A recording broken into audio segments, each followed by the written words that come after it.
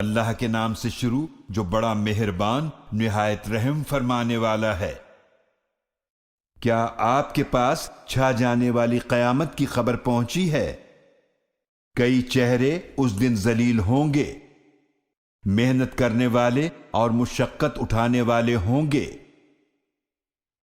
وہ بھڑکتی ہوئی آگ میں جھلس رہے ہوں گے، انہیں کھولتے ہوئے چشمے سے پانی پلایا جائے گا۔ ان کے لیے کانٹے دار خشک زہریلے درخت کے سوا کچھ کھانا نہ ہوگا، نہ یہ کھانا موٹا کرے گا اور نہ ہی بھوک ختم کرے گا، جبکہ اس دن کئی چہرے تر و تازہ ہوں گے، اپنی نیک کوششوں کی وجہ سے خوش ہوں گے، عالیشان جنت میں ہوں گے۔ وہ اس جنت میں کوئی بیکار بات نہیں سنیں گے، اس میں بہتا ہوا چشمہ ہے، اس میں اونچے اونچے تخت ہوں گے اور رکھے ہوئے پیالے ہوں گے، اور قطاروں میں لگے ہوئے تکیے ہوں گے اور بچھے ہوئے قالین ہوں گے۔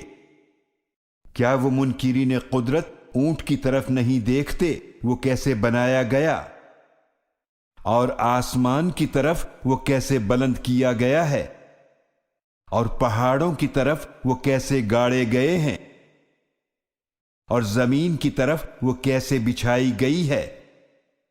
تو آپ صلی اللہ علیہ وآلہ وسلم نصیحت فرماتے رہیں، بے شک آپ صلی اللہ علیہ وآلہ وسلم تو نصیحت ہی فرمانے والے ہیں۔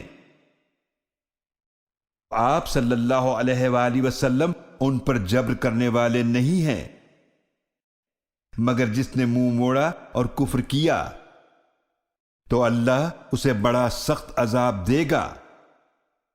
بے شک انہیں ہماری ہی طرف واپس آنا ہے، پھر بے شک ہمارے ہی ذمے ان کا حساب لینا ہے۔